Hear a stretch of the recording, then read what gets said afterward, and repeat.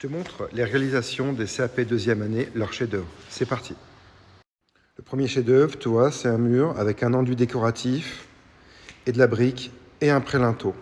Donc il a été préfabriqué au sol et posé sur un lit de mortier.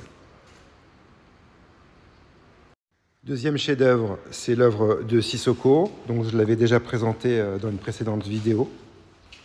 Tu vois, donc c'est un muret avec un retour d'angle. Il a fait ses arêtes et ensuite il a fait un enduit décoratif projeté à la tyrolienne. Ensuite, chef-d'œuvre suivant, Sullivan. Donc il a fait une maçonnerie 2 par 1. Il a fait une fausse pierre en enduit décoratif, tu vois, avec un colorant, des briques, un enduit gratté là ici, avec de la chaux blanche, de la pierre, et là ici une couvertine préfort. Là ici, un autre chef-d'œuvre, c'est exactement le même, mais il n'est pas terminé, il reste encore le préfat à poser. Sur le dessus, là, c'est une couvertine. Un autre ouvrage, il s'agit d'une petite fontaine. Donc il y a une dalle de coulée. Là ici, on a de la pose en opus, de pierre. Là, on a un petit bac en briques. Et là, au fond, on a de la pierre qui a été montée.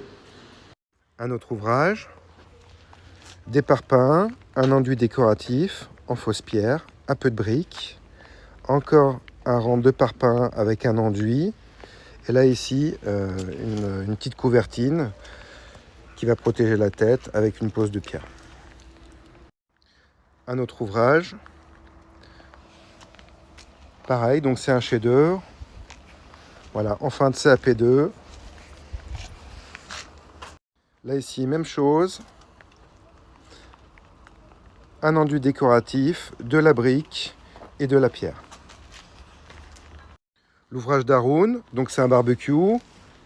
Là ici, il a fait ses jambages cette semaine avec un enduit décoratif de couleur gris. Il l'a coloré lui-même et il a fait ses briques et ses joints de briques.